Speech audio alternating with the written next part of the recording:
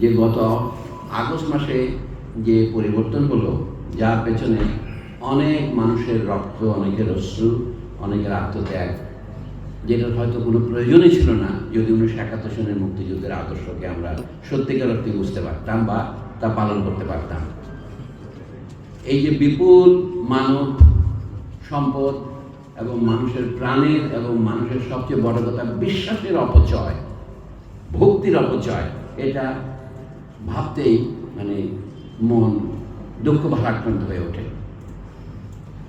মুক্তিযুদ্ধের আদর্শ হিসেবে যে কথাগুলো আমরা বলেছিলাম, সাম্য, মানবিক মর্যাদা এবং সামাজিক সুবিচার, গত 50 বছরে তা থেকে আমরা ক্রমশ দূরে সরে গিয়েছি।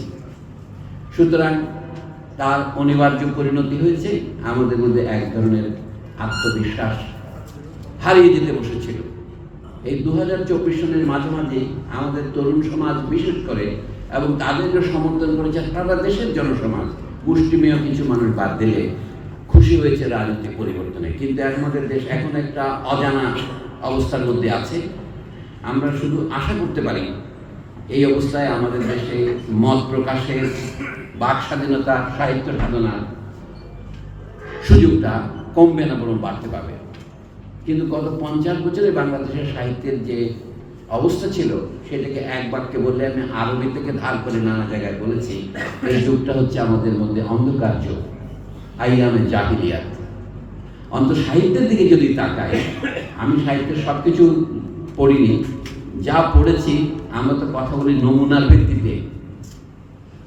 গল্প, উপন্যাস বা কথা সাহিত্য, প্রবন্ধ সাহিত্য, অথবা আমাদের সাহিত্যের যেটা সবচেয়ে বেশি চর্চিত অংশ, কবিতা এবং তার সাথে নাটক, এই সবগুলো মিলিয়ে যদি আপনি বলেন যে ক্রমশ মনে হচ্ছিল এক ধরনের আত্মসন্তুষ্টিতে ভুগছিলাম আমরা, যার ফলে সাহিত্য ক্রমশ প্রশ্নহীন হয়ে উঠছিল।